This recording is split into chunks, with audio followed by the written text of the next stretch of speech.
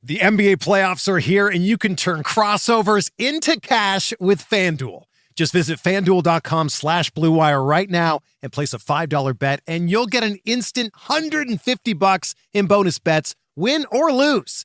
FanDuel always has great promotions every single day. It's a safe and secure app, and you get paid instantly. There's no better place to bet on all the playoff action than America's #1 sportsbook. Just go to FanDuel.com/Blue Wire and sign up to get $150 in bonus bets when you bet your first $5. FanDuel, official sports betting partner of the NBA. Gambling problem? Call 1-800-GAMBLER. Hope is here.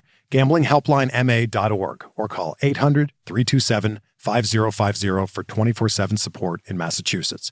Call 1-877-8-HOPE-NY or text HOPE-NY. That's 467-369 in New York. 21 or older and present in select states. FanDuel is offering online sports wagering in Kansas under an agreement with Kansas Star Casino, LLC. Bonus issued is non-withdrawable bonus bets that expire 7 days after receipt. Restrictions apply. See terms at sportsbook.fanduel.com. Gambling problem? Call 1-800-GAMBLER or visit fanduel.com/RG in Colorado, Iowa, Michigan, New Jersey, Ohio, Pennsylvania, Illinois, Tennessee, Virginia. 1-800-NEXT-STEP or text NEXT-STEP to 53342, Arizona. 1-888-789-7777 or visit ccpg.org/chat, Connecticut. 1-800-9-WITH-IT, Indiana. 1-800-522-4700 or visit ksgamblinghelp.com, Kansas. 1-877-770-STOP, Louisiana. Visit mdgamblinghelp.org in Maryland. 1-800-522-4700, Wyoming, or visit 1-800-GAMBLER.net, West Virginia.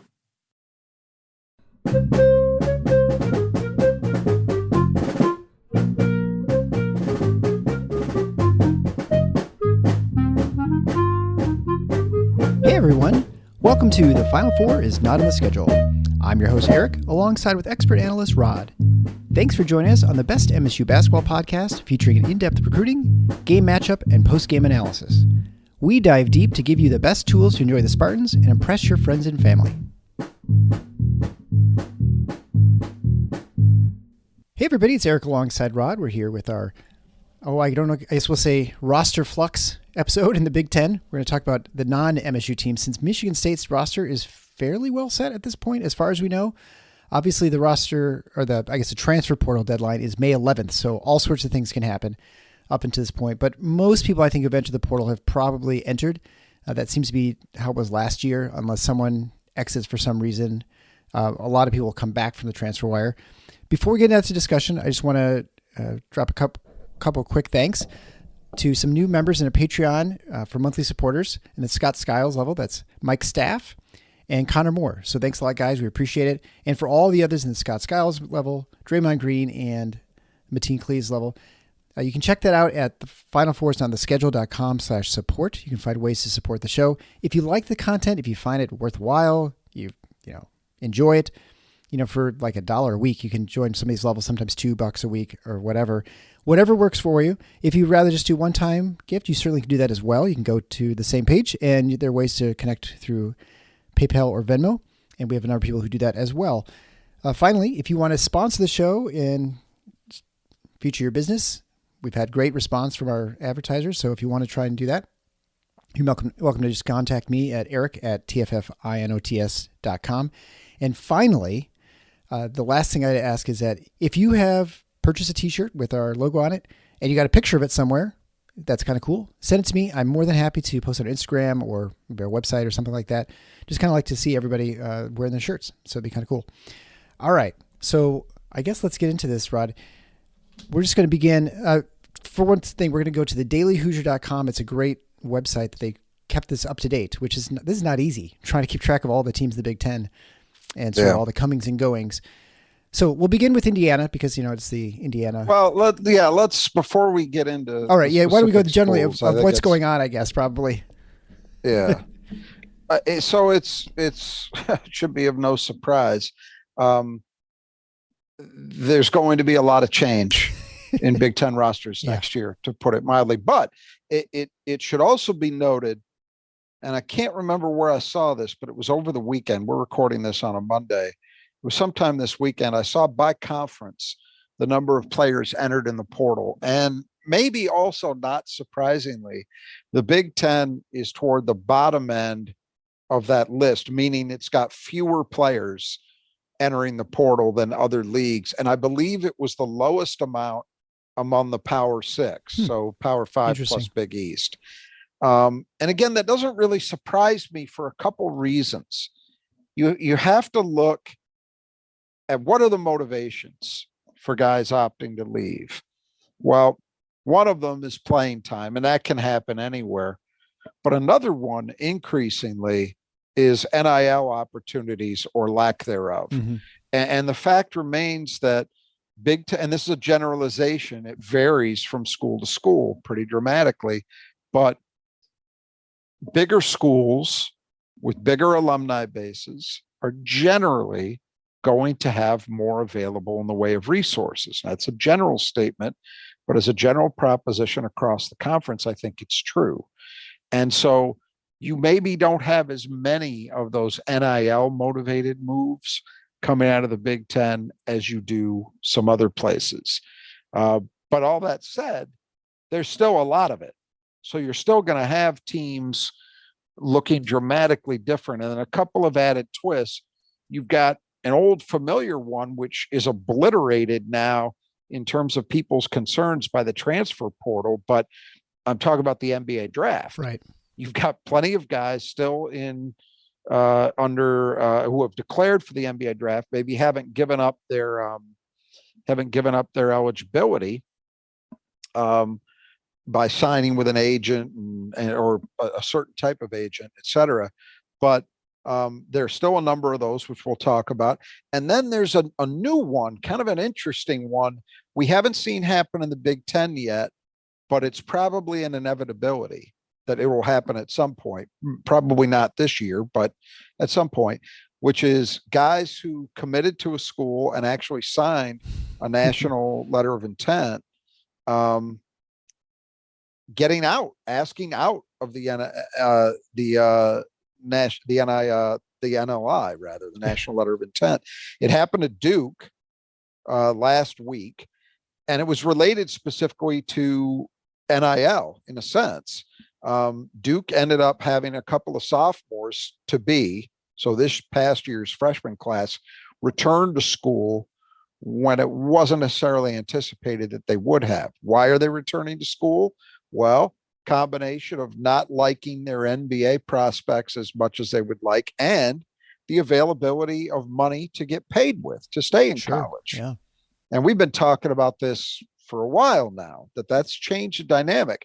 Well, they had their highest rated recruit opt out or ask out, and his wish was granted by Duke. It would be a public relations disaster to not let a kid out.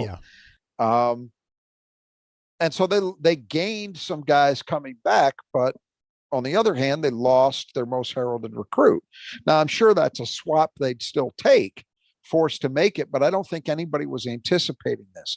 I have to be honest, it did cross my mind. Might one of Michigan State's guys absolutely look at Tyson Walker or Malik Hall coming back and say, I don't see a path to a lot of minutes right away. Maybe I should go somewhere else. That has not happened. I haven't heard any rumblings about it, so I don't mean to put a scare into anybody. I'm just saying that it occurred to me, and because there have been a couple of these over the last week, and I wouldn't be surprised if we see at least a few more.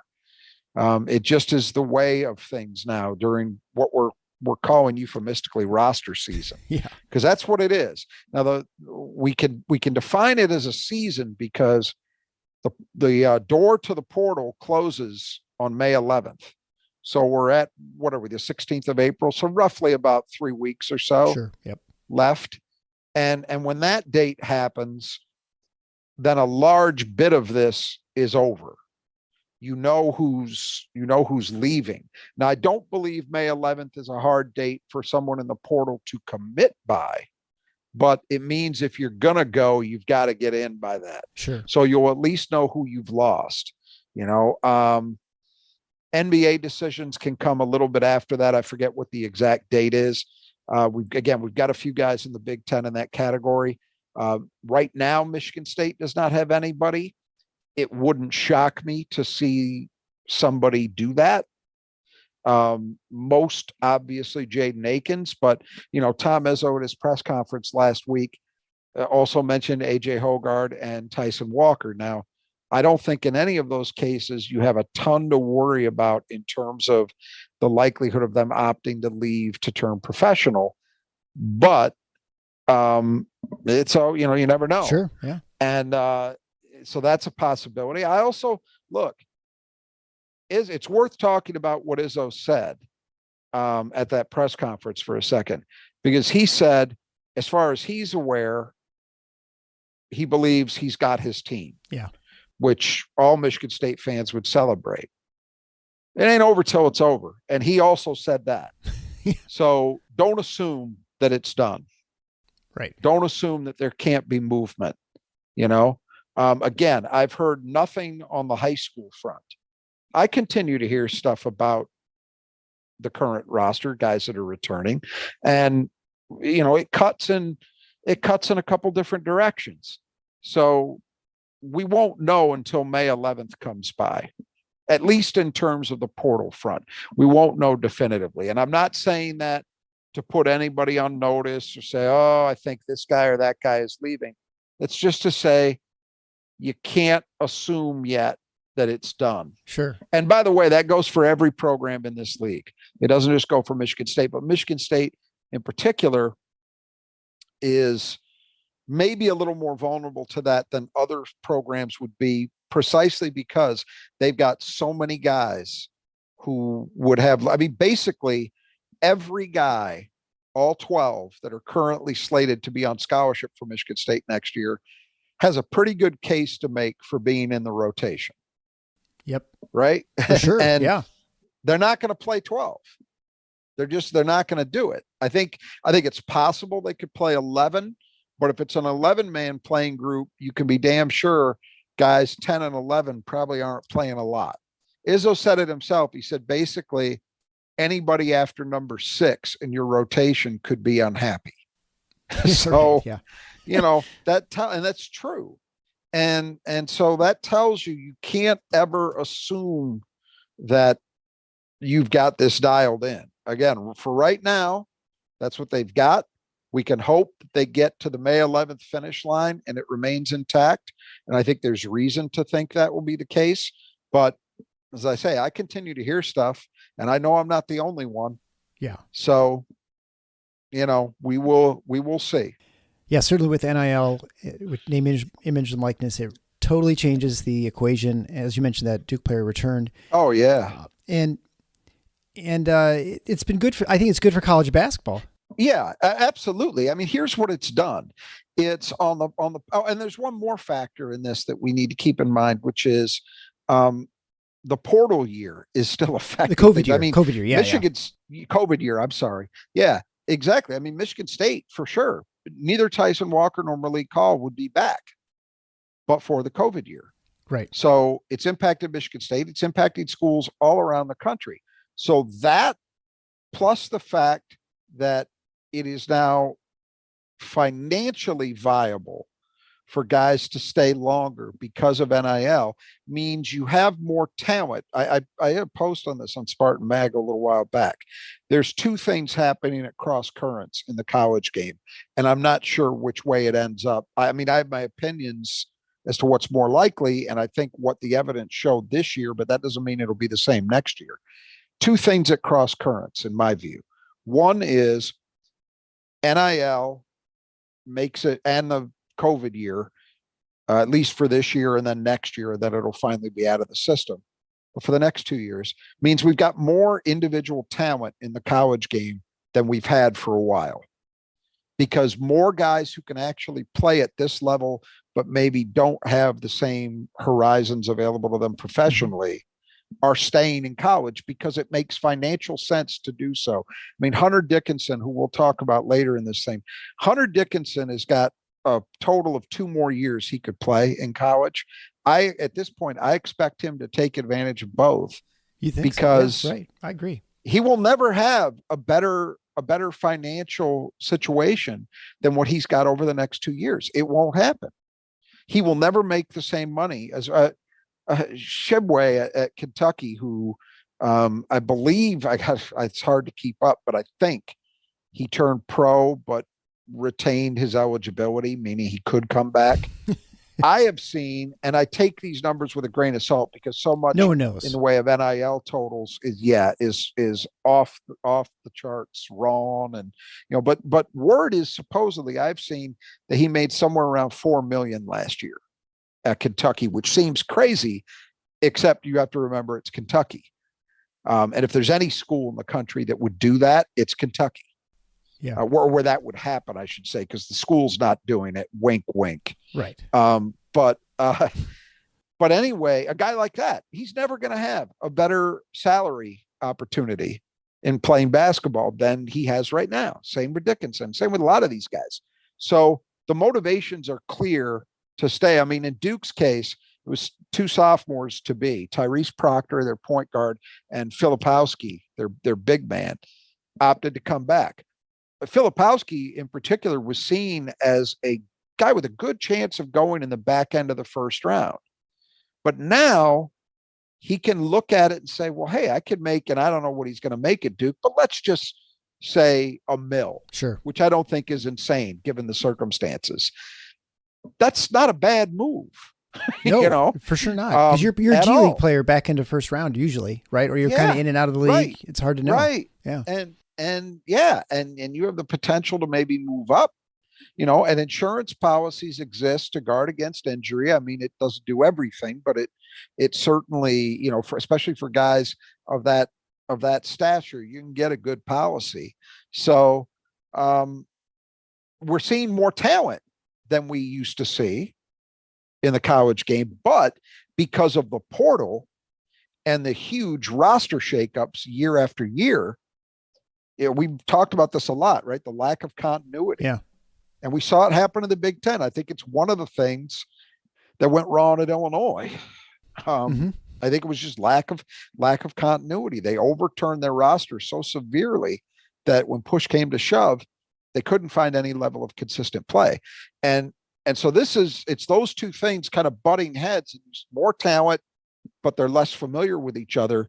Which one wins out in terms of quality basketball, Yeah, well, for sure, because you're seeing now, 20% more players playing, available, right, because of the COVID year.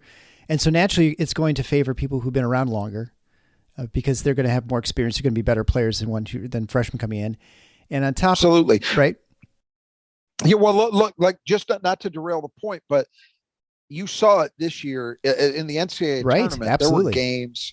You had teams that were made up mostly of guys 23, 24, even 25 years old playing 18-year-olds. Yeah. What do you think is going to happen? Yeah, right. Yeah. Yeah, and I think too, what we'll see is, my hunch is that you're going to see the NIL money. I mean, it'll kind of work itself out as sort of how it'll work it out, I guess. But I think in many ways it's going to favor those who've been around a while. Like, I think, the big NIL deals for incoming freshmen, which is, I think people initially thought that's what it was going to be. It was going to be like, you have a pile of cash you give to a new recruit to come in. And now people are recognizing, I think, from a value standpoint, you'd rather go with a known commodity, someone who's, been successful at a Power 5 school, who's unhappy or wants a little bit more opportunity somewhere else. And they're going to command a higher amount. And you're really not going to have those opportunities outside of like the elite, high school athletes. And so there's really not going to be a lot of NIL money, I don't think, for freshmen for the most part. It's going to be people who've been experienced, who've proven themselves on the court.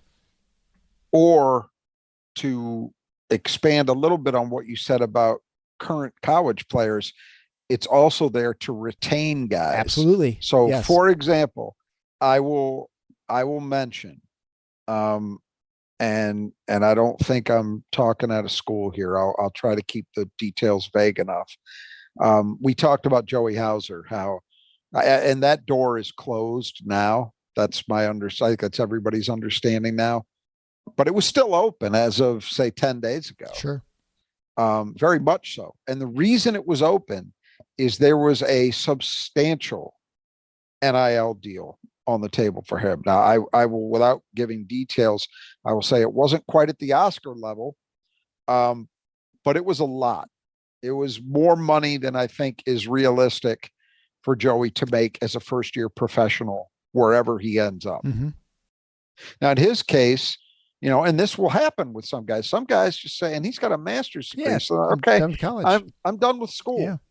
I just want to move on to the next phase of my life. And that might outweigh a shorter term gain financially, which is obviously a totally legitimate decision. It's the one I think he landed on for reasons that are easy to understand. He spent a lot of time in college at Marquette and then at Michigan State. I get it. But for a lot of guys, Tyson Walker, Malik Hall, you better believe that NIL increases are involved. They're making more than they did last year. I'd bet the house on that. I don't know details, but I'd bet the house on it. Oh, I don't think there's any question. So it's not even just going out and getting somebody in the portal with NIL, although that's a factor for sure. It's also, can you retain your guys? Can you get a guy to come back?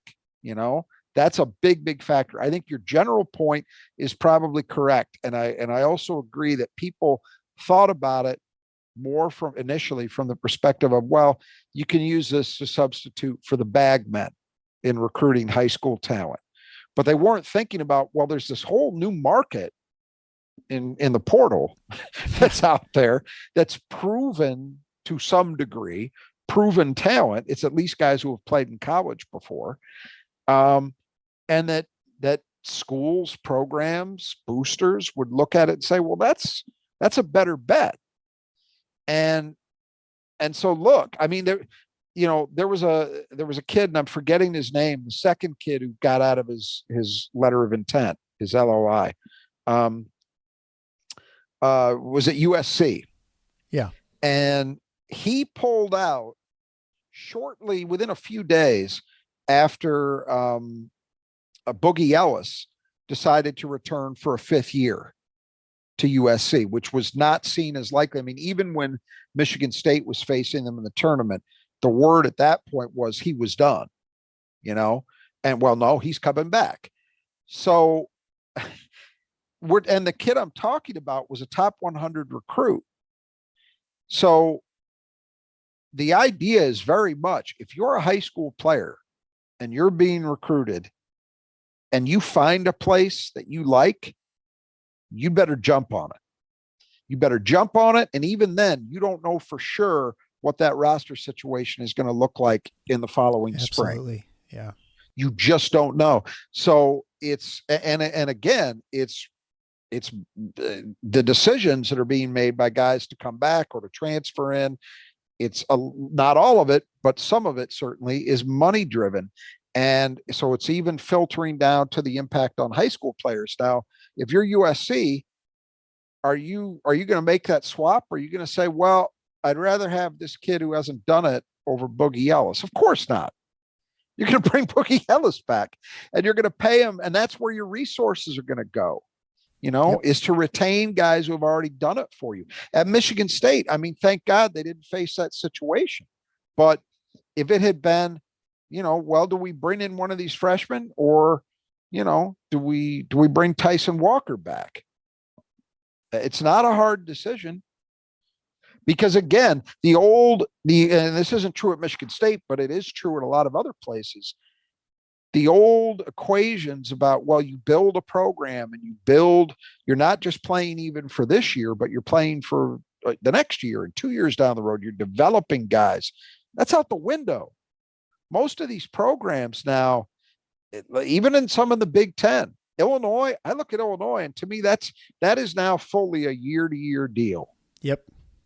It's an AAU team. That's what it is. Yeah, right. Exactly. I was thinking journeyman sort of AA team for sure. Underwood may wish it weren't so, but the way he's operating, that's what it is. Yeah.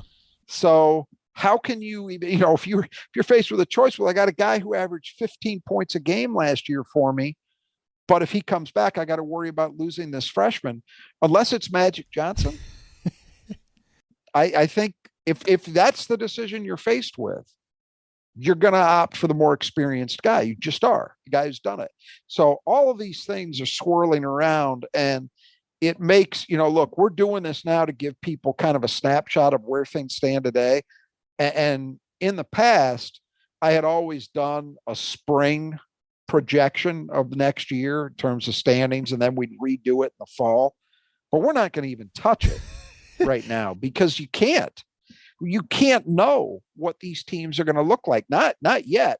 I would like to think by, the point we get to late May and, the NBA decisions start to be finalized, you'll have a pretty good idea at that stage. But, trying to do it now, come on. Yeah.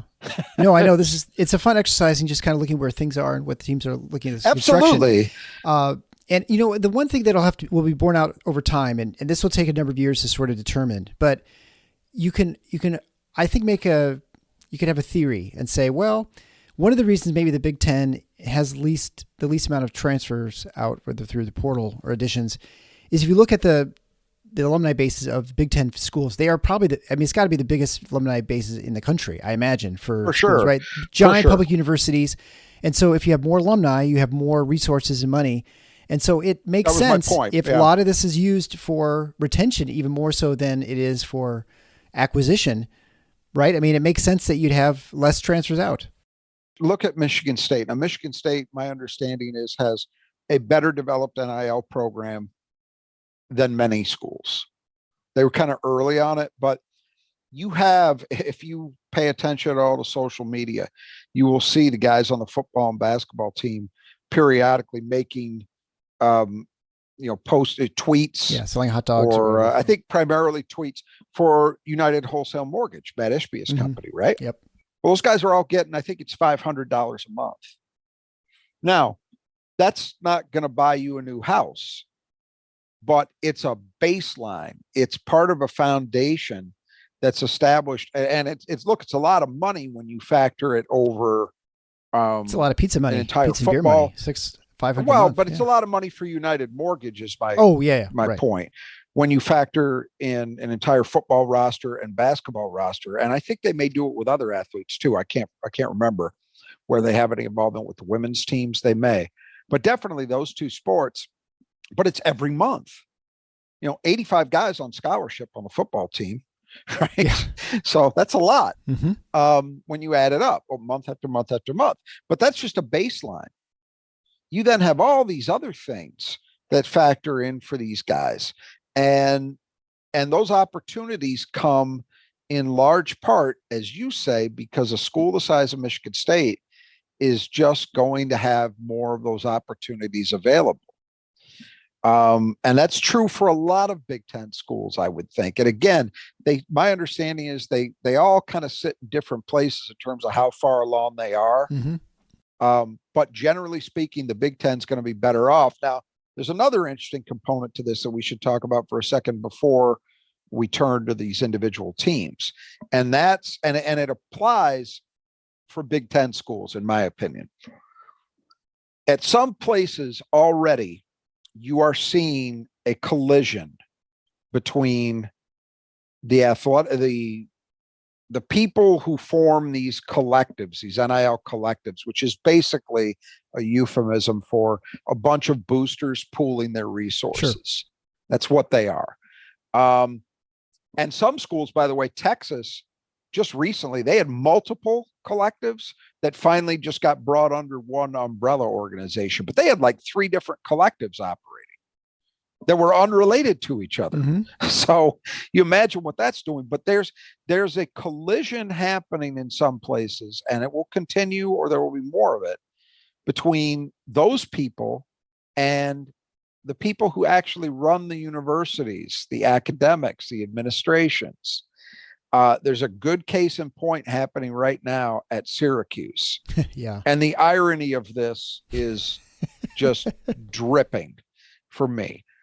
So Syracuse has a guy, and I'm forgetting his name, but they have a primary booster who all year long was bringing in celebrities to Syracuse games and sitting them courtside and, talking about how they were going to be back in a national championship game within 5 years because of how much NIL money he was going to spend. And then just about a week, 10 days ago, he announced that he's out. He's not doing any of it. And the reason he's not doing any of it is it's been made clear to him that the chancellor, which is in Syracuse's system, it's the equivalent to the president at MSU, of the university, has made it clear that he doesn't like this, doesn't want it attached to Syracuse. So this guy just said, okay, I'm out. Well, they just lost a guy, Jesse Edwards, who was a 2-year starter, double-digit rebounder, shot blocker, good big man, typical Syracuse big man, just transferred to West Virginia. And he said that one of the main drivers, he danced around it, but it was clear one of the main drivers was lack of NIL opportunities at Syracuse. So if that continues, what's going to happen to Syracuse's program?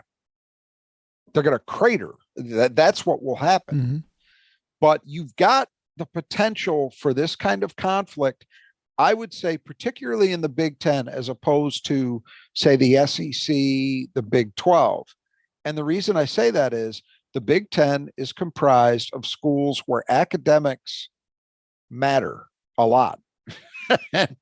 and the people who run these universities care. Now, most of them are also very well aware of how significant athletics are to the overall culture, the financial aspects of the university, all of those things. Yeah. It's not that you can completely divorce them, but if push comes to shove at these places, if you get a president at a Big Ten university who decides they're uncomfortable with how NIL is working at their school, those are the kind of universities that will say this stops, and it will stop. Mm-hmm. So I think that's unclear to me as to how all of that is going to roll out over time. And in part, I think it will be dependent upon how the people involved on the money side of NIL programs act. The smart moves are to make sure that you're in alignment with the people who run your university. And I think that's more likely to happen at Big Ten schools than it is, say, the SEC. Mm-hmm. Or, I guess Texas counts as the SEC now since they're going in. But, a place like Texas, I can see ample opportunity for conflict because you have this unique mix of a very highly regarded academic institution where presumably the people that run that care about it and they care about the way they're perceived. Mm-hmm. They don't want to be seen as the Wild West. But then you've got big money athletic boosters who don't care, who will spend whatever it takes to make those programs competitive in terms of winning championships. And I don't just mean conference championships. I can see the chances for collisions being very high at places like that. And you could imagine it at a Big Ten school too, but I think it's maybe a little less likely in the Big Ten just because I think that alignment is already in better shape than it is at some of these other places. Yeah. Like most boosters are going to color between the lines at Big Ten schools at this stage of the game. I think I may be made to look very foolish by saying that in time, but I think that's a true statement generally. That would be my feeling. But all this stuff is just, it's a crazy time. And I think, when you look at something like Michigan State, who's starting a presidential search, that's absolutely going to be one of the questions you have. And and good point. Very good point. For a board that's publicly elected, like the University of Michigan and Michigan State, you can see conflict happening there too. You have different, you have someone who maybe doesn't value certain things, and they can cause a monkey. We've seen that with the board and the athletic departments and coaches, all right, Nick Saban and on. I mean, so there are all kinds of moving parts, and so it's very interesting. And like the old Chinese legend says, may you never live in interesting times. So, because I think that's where we're right now. Well, let's go into some specifics here in just a moment. Let's first just mention I was going to say it was spring. And actually 2 days ago, I was walking on the golf course, following my son at a golf tournament, and I was searching for shade because it was so hot. And now I'm looking at my window and I'm seeing snow come down. So it's coming back. It's temporary. Yeah, I know. It's still spring. we usually have that one false spring or false, like in March, where we get a couple nice days. We never had it this March. It was kind of weird, just like uniquely cold March throughout. Well, I think today was false. I think today was false winter. This is our third winter. I can't. Mm-hmm. So anyway, but it is rains out there. You've had plenty of rain. The Brothers Adjust You Gutters. They specialize only in gutters on the west side of the state. Make sure you get a hold of Kurt Stauffer. Mention Final Four to get 10% off. They repair them. They clean them out. They can replace them. They do fantastic work, fully insured, highly rated, and very efficient. Grand Rapids area, Holland, Muskegon, Saugatuck, Rockford, Lowell. If you're around that area, get a hold of Kurt, and he can help take care of your gutters and make sure your house stays nice and dry. That's KURT.STAUFFER at brothersgutters.com. You can find the link below in the podcast description. All right, so let's just go through the teams. We're going to begin with Indiana.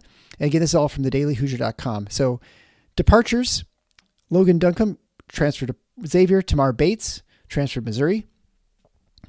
Jordan Geronimo is in the portal. He is not declared anywhere. Trace Jackson Davis is heading to the NBA. Jalen Hood-Schifino, NBA. Race Thompson and Miller Kopp both graduated. They have a couple incoming freshmen, and they have Peyton Sparks, who's transferring in from Ball State, and Khalil Ware from Oregon. And just the two transfers, or I'm sorry, the two freshmen coming in. So, I mean, huge changes with Indiana, which we had anticipated anyway. Even that was even before the transfers that I think were a little surprising. Maybe Tamar Bates is a little bit surprising, and Geronimo, but I guess maybe they looked at who's coming in. I guess I wouldn't even speculate because we don't know enough about these teams really to often know what's going on. I don't think in those cases you can say, well, who knows what was going on behind the scenes? Right, exactly. But at least on the surface, Tamar Bates would have a starting spot there for him. Right. Waiting. Geronimo certainly would have had a chance to compete for a starting role. So it wasn't, these guys are buried and they're just never going to see playing time. At least that's not obvious on the surface. So yeah, but this is how it is. I mean, this is what we were talking about for the last several minutes, is that in the current environment, man, you just don't like something about where you're at. You hit the highway. And, Mike Woodson hasn't been there long enough to really establish a culture. Say what you want about Tom Izzo, but I think we can all agree, even if you don't love it, he's got a philosophy that prioritizes loyalty, which goes both ways, and development and opportunity and those things. And so by and large, he has not, as of yet, lost guys the way some other programs have. Mike Woodson hasn't been there long enough to really, bring that into focus and make it a big part of his program. So consequently, they're losing a lot of these guys. Logan Duncombe, Tamar Bates, and Jordan Geronimo, the first two of those guys, at least, were Mike Woodson recruits. Geronimo, I believe, was an Arch Miller recruit. But those are guys that he brought in. Yeah. And it doesn't matter. Trace Jackson Davis going into the NBA, not a surprise. Hood-Schifino going into the NBA, not a surprise. But essentially what you're looking at is what? I guess Jackson Davis, Hood-Schifino, Race Thompson, Miller Kopp. That's almost their entire starting lineup. Starters. Yeah, right. Yeah. Now they do have guys coming back. Xavier Johnson is coming back supposedly for another year. Galloway is back, so they've got some experience in the backcourt.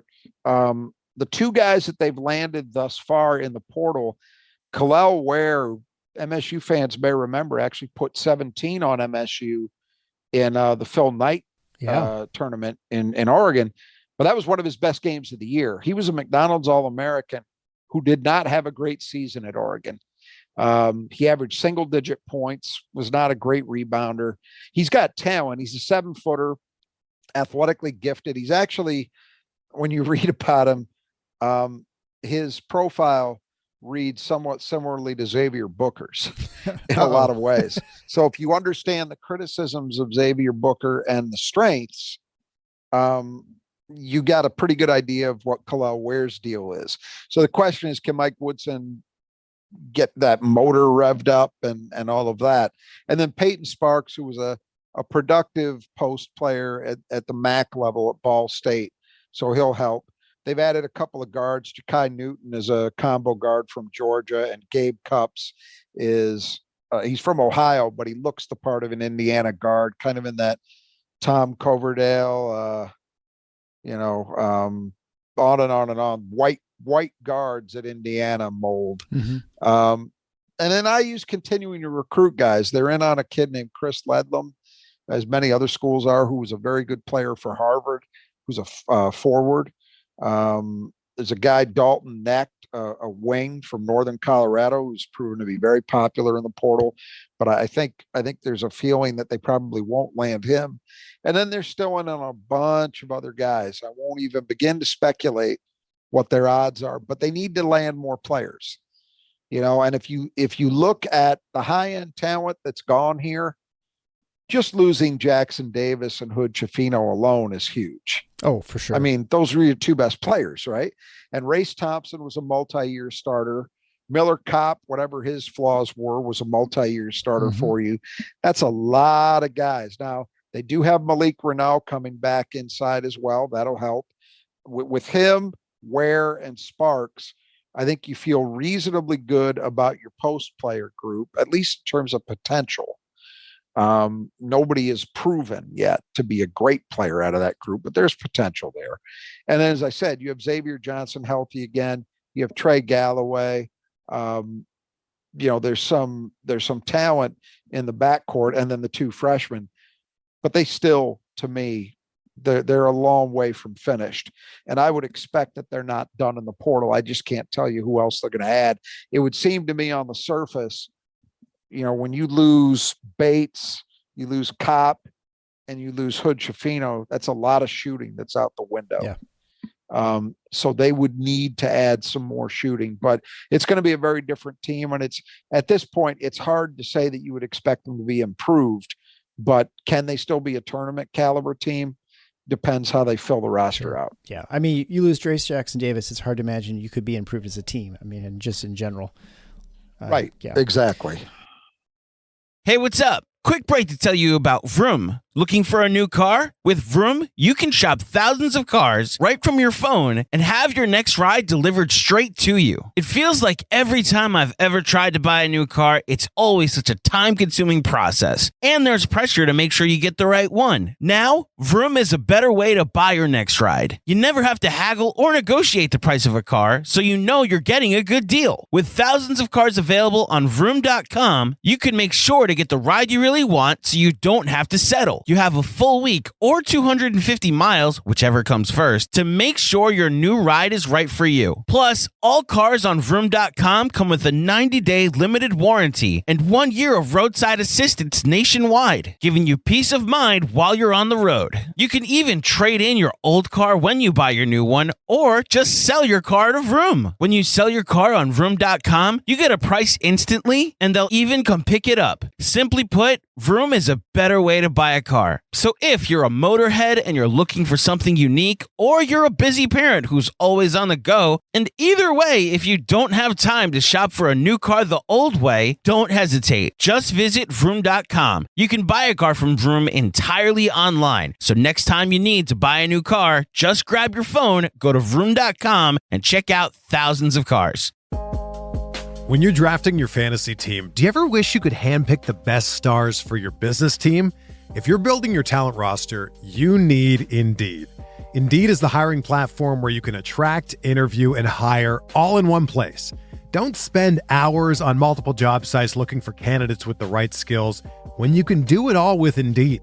Find top talent fast with Indeed's suite of powerful hiring tools like matching, assessments, and virtual interviews. Hate waiting? Indeed's U.S. data shows that over 80% of Indeed employers find quality candidates whose resume on Indeed matches their job description the moment they sponsor a job. And something that I love about Indeed is that it makes hiring all in one place so easy because candidates you invite to apply through Instant Match are 3 times more likely to apply to your job than candidates who only see it in a search, according to U.S. Indeed data. So join over 3 million businesses worldwide using Indeed to hire great talent fast. Indeed knows that when you're growing your own business, you need to make every dollar count. That's why with Indeed, you only pay for quality applications that match your must-have job requirements. Visit Indeed.com/Blue Wire to start hiring now. Just go to Indeed.com/Blue Wire. That's Indeed.com/Blue Wire. Terms and conditions apply. Cost per application pricing not available for everyone. Need to hire? You need Indeed. So let's go on to Illinois. The, in some ways, you look at what Underwood is doing, and I think there's definitely an allure to these transfer players, and in the portal, and you sort of can build quick. And I think he lost a lot of players just with regular graduation, and I thought I'm sure there's a temptation to just kind of build a lot. But, you have to make sure you keep the people you have there happy, et cetera, et cetera. And I think now you're almost in this spot where you're kind of getting big turnover. I mean, so he's got returning Dane Danger, who they got from Baylor last year, Ty Rogers, Sincere Harris, Luke Goody, and Nicolo Moretti. They added Marcus Demansk from Southern Illinois, who's a really good player. He was really excellent player in the Missouri Valley.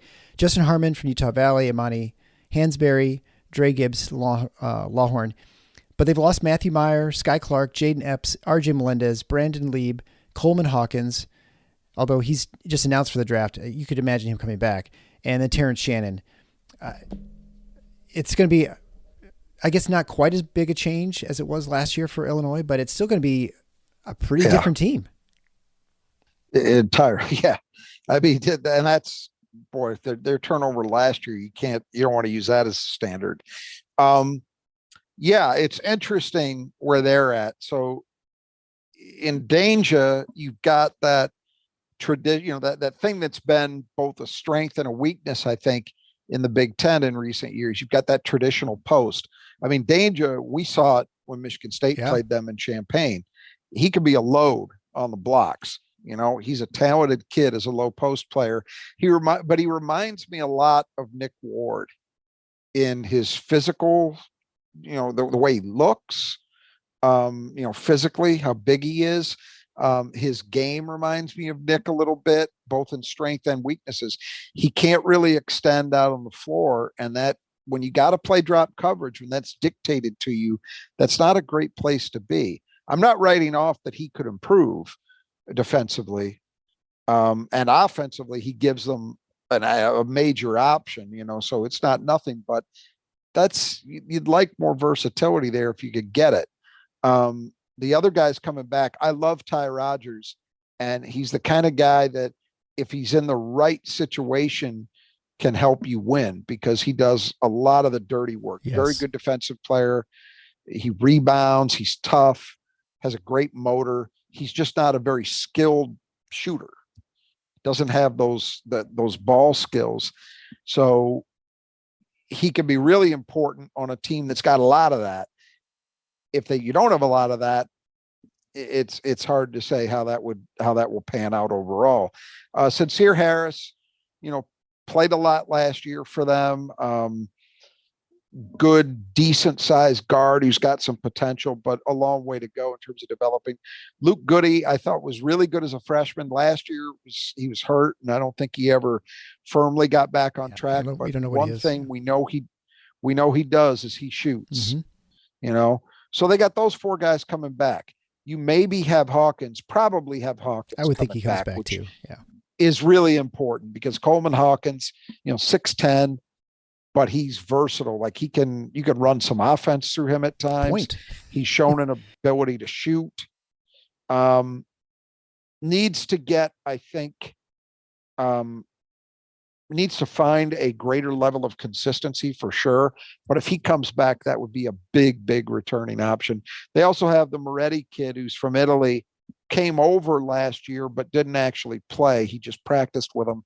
He's a point guard. And I suspect, look, right now, he'd probably either he or Sincere Harris would be the starting point guard. You think so? Yeah. Now, I think they're going to stay active in the portal.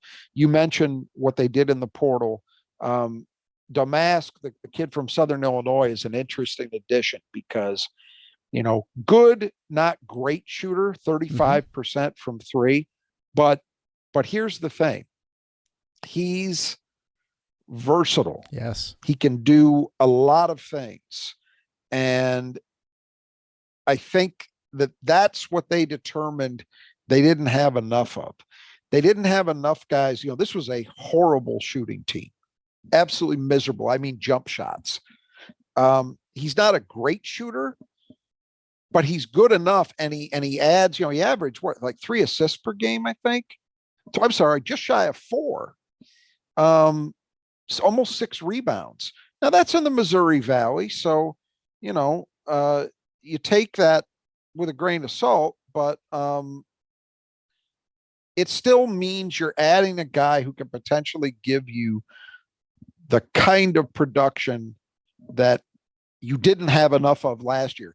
And he's got good size at 6'6". So there's positional versatility that's in play, that reminds me, at least on the surface, I would think that they could maybe get some similar things out of him that Nebraska got out of Sam Griesel, right? Yep. So some similarities there.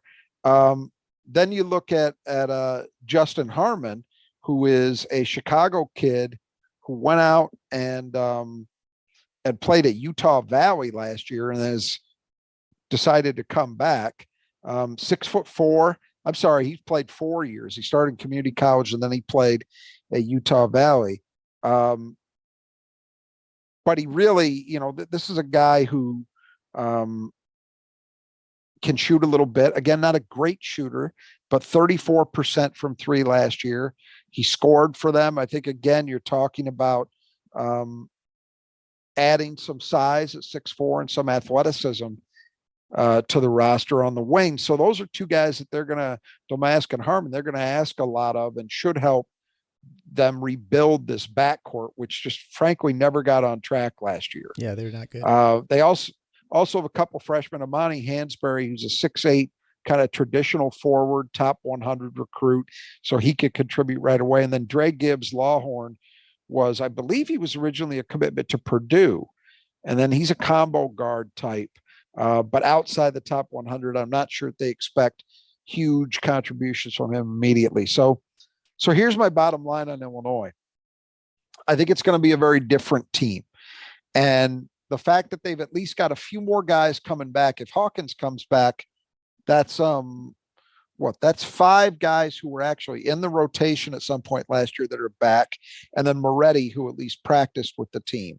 That's a much better position than they were in last year. Now, they don't have the pure talent that Terrence Shannon provided. But could this be a better team? Yeah. I mean, they were, again, you look at that team, and to me, it was obvious from watching them, there was just not the kind of chemistry you need or familiarity to really compete at the highest level. Sometimes talent won out. They were able to win games, but not consistently enough. And so it might be that they're a little less quote unquote talented, but they're a team that fits together a little bit better, So I'm not ready to write off Illinois as maybe actually even being a little bit improved. We'll have to see how they finish that roster out. And again, the Hawkins decision is a big one. Sure. All right, well, let's move on to my wife's beloved Iowa Hawkeyes. So they are returning Tony Perkins, Peyton Sandfort, Patrick McCaffrey, DeSante Bowen, Josh Dix, Riley Mulvey, and Carter Kingsbury. They added Ben Cricky, who came from Valpo, Price Sandfort, who's obviously Peyton Sandfort's younger brother. He's a top 80 recruit and supposedly a really good, even better shooter than his brother. And then a couple other recruits.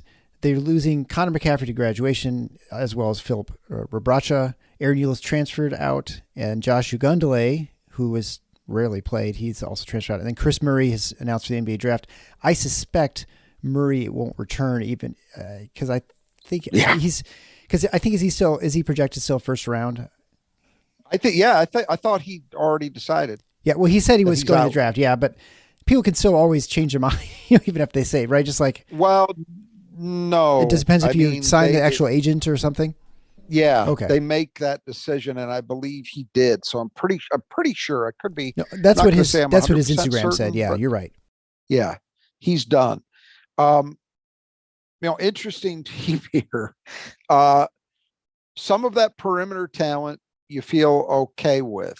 Although losing Ulis, I don't know. Maybe you've heard more than I do. Do you have any insight as to why Ulis opted to leave? I mean, he was a starter. He was. I don't know any story of why that my wife doesn't know. Okay. I don't. I guess I hesitate to. But I feel like he looked good against Michigan State, but he didn't often look that good. So Right. So I don't know that he was. And his utilization was really wild. And that's the funny thing about, if you watch enough Iowa games with Fran McCaffrey, the minutes is just very strange. I think we get kind of used to a sort of a flow with Izzo. There maybe it changes for a few minutes here or there for some, but deeper in the rotation. But with Iowa, it can be very, very random. I mean, you can easily go, and not even dictated by fouls or even matchups. Or it just seems like there's some games for whatever reason somebody just doesn't play hardly at all. And I felt like Ulis was that way sometimes, where he'd play an entire half, and then sometimes he'd play like 5 minutes and a half. It's just very strange. And I don't know if that just bothered him. I don't know. Well, I still think Iowa's got the makings of a decent backcourt. Perkins obviously has played well at times over his first 3 years at Iowa. We saw Peyton Sandfort, get off the mat after a terrible start to his sophomore season, and sort of find himself again as kind of a stereotypical Iowa 6'6" shooter. Bowen was a freshman last year, I believe. He's a disaster. I'm sorry. But he plays some at the point. Then Josh Dix forced his way into the rotation. Yep. Now, the younger Sandfort who comes in was their only top 100 recruit. And he does have a very good reputation. So I would think he'd add shooting as well. To me, though, this roster, and again, I'm not certain what else they're likely to add, but I'd be shocked if they don't add another guard who's capable of running the offense. I mean, Connor McCaffrey did a lot of that, right? Yeah. And so did Aaron Ulis. Yeah. So that's two guys gone. You don't have an obvious fit. I mean, they're freshmen other than Sandfort, who's more of a wing. Dembele and Freeman are both big kids. So they're not going to do it. But I would think they'd look to add at least one more perimeter guy, preferably someone who's point guard capable. Right now, I mean, the point guard options would seem to me to be Perkins and Bowen. And Perkins is pretty good, but I don't know that you want to force him to exclusively be your initiator on offense, because he's a pretty good scorer, right? Yeah. Oh, I think he's probably better as a two guard than he is as a one, really. Right. Yeah. You want him off the ball. So I feel like Iowa's backcourt is still in to be determined a spot. Getting Patrick McCaffrey back, if he's healthy, remains that way, that's a big plus, because he's obviously a very talented kid. But again, man, it feels like they're a couple bodies short. Yeah. Cricky, the Valpo transfer, is a center. Yeah, he's going to be, and he was very productive at Valpo. Does he translate in the same way that Rebraca did? That remains to be seen. I don't think he's 35 the way Rebraca was. Yeah, it feels to me like Iowa's not done yet. But right now, looking at that roster, this to me does not seem like an obvious tournament team. No, at the moment. I think this team is worse.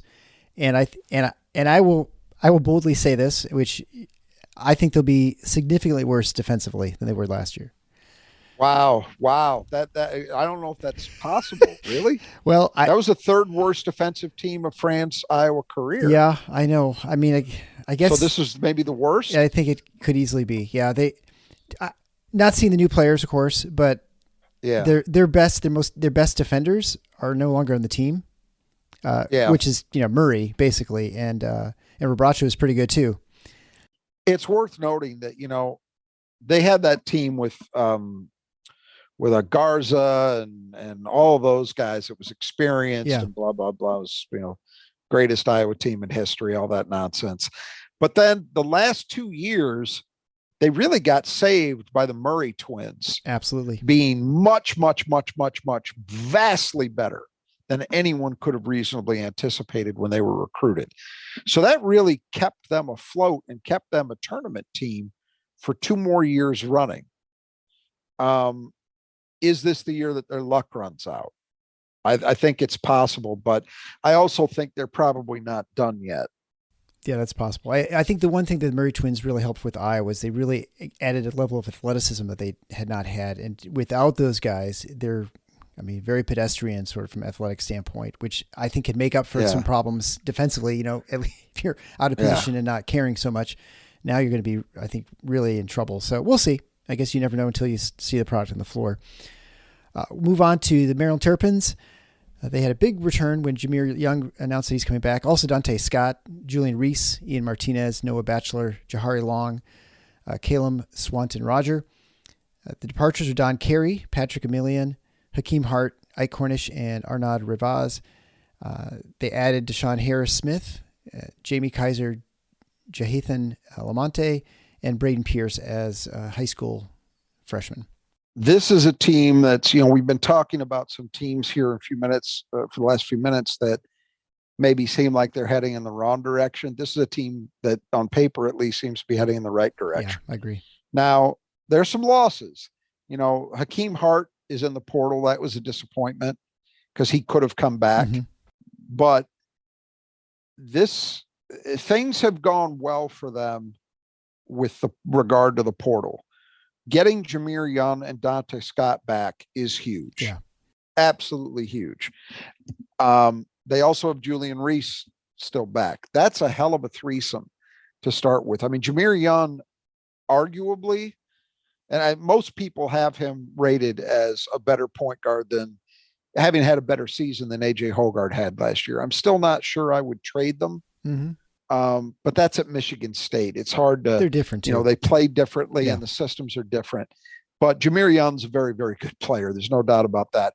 Dante Scott is just a guy I've really liked over his career, and I still think he's a hell of a player. And Reese really made strides last year as a sophomore big. Now, the $64,000 question is, are they going to actually add somebody else in the portal? Because right now it's just been about retaining their guys. And there's a guy out there named Hunter Dickinson who just did a visit to Maryland over the weekend. He's from Washington, D.C. He also visited Georgetown. Well, we'll talk about him in a little more detail when we get to Michigan. But Maryland is in the mix on that one. They hired his former high school coach, DeMatha, on the Maryland staff just a couple of weeks ago. Mike Scott is the guy's name. And so you would think that gives them a shot. He was also, by the way, high school teammates with Jameer Young. So what's interesting is when that was all first announced, when it announced they made that hire on the coaching staff, I thought, well, that's it. Maryland is the favorite to get Dickinson. Right. And then Reese. But then Dante Scott came back. And so it's hard to, right now, Dante Scott has got to play the 4. And Julian Reese is your 5. I thought maybe if Scott didn't come back, they could maybe move Reese to the 4 and have Dickinson as the 5, and that it could work. But right now, you're basically, if Dickinson comes, you have to tell one of Reese or Scott that they're coming off the bench. Now, maybe that works, but I'm less bullish on Maryland than I was before. Yeah, hard to believe. When we get to Michigan, I'll tell you where I think Dickinson's going to end up. But I would not bet on Maryland right now. But you know what? If I'm looking at it from the Maryland point of view, I would probably rather have Reese and Scott as my 4 and 5 for sure, because defensively they're going to be better. So it's a nice combination here. 3 starters back, Young, Scott, and Reese.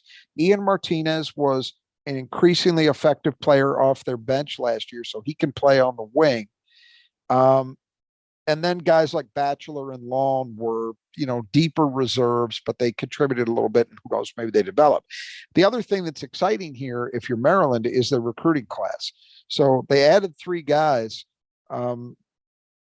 Deshaun Harris-Smith is a 6'4" combo guard who is a top 50 recruit. So a big time player from Virginia. They expect he'll be able to help immediately. Jamie Kaiser, 6'6" wing, just rated just slightly worse, maybe just outside the top 50. But again, 6'6" wing, should be able to help immediately. And then Jonathan Lamate is another wing at 6'4" from Baltimore. So he's a hometown guy. And then the one guy who's kind of out of the mix, like not a top 150 guy, is Braden Pierce, who is a 7-footer from IMG Academy. And, how he turns out remains to be seen. But if you're going to take chances, it's not a bad idea to take them with size. So I like what Maryland's got here. I would suspect that they're not quite done. So that's 7, 8, 9, 10, 11. Yeah, they've still got room to potentially add another guy or two. And it wouldn't surprise me to see them do that.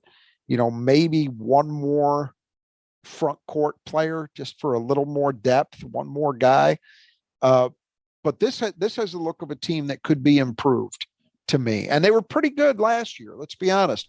They kind of had a roller coaster ride, but by the end of the year, I think you had to look at Kevin Willard's first season as a success.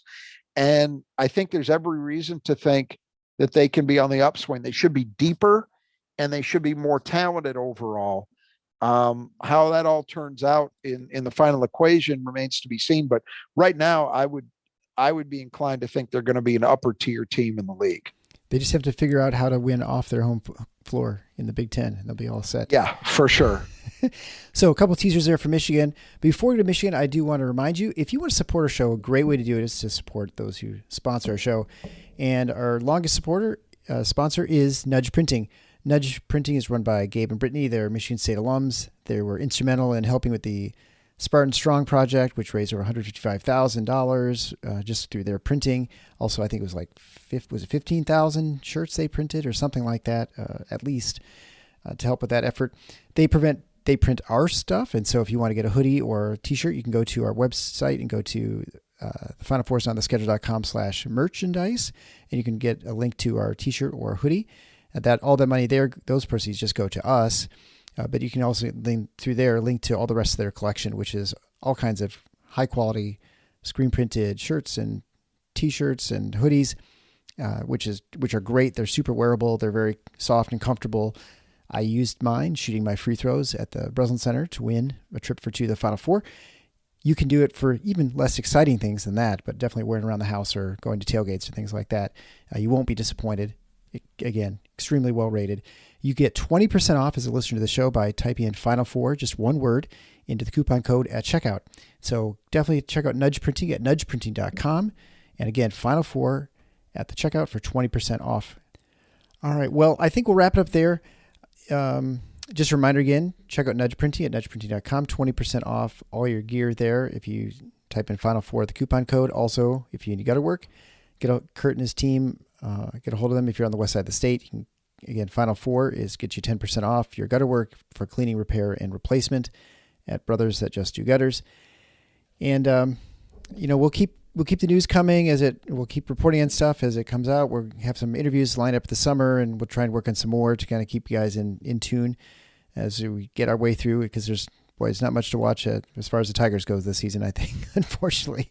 So until next time, the Final Four is on the schedule. Go Green. Thank you.